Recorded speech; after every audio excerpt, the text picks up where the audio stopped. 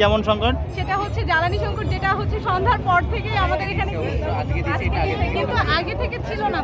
তো এর জন্য গত 2 দিন হচ্ছে বিক্রি কম ছিল, আমাদের প্রসারটাও অনেক কম হইতো, যেহেতু আমাদের কম দিন ব্যাপী গত হচ্ছে মানে 21শে বইমেলা হইলে তো সেটা 1 মাস ব্যাপী বা 10 দিন ব্যাপী হইতো, আর এখানে 3-4 দিন দিচ্ছে, যেটাতে হচ্ছে মানে বিক্রি অনেক কম হচ্ছে। ঠিক আছে।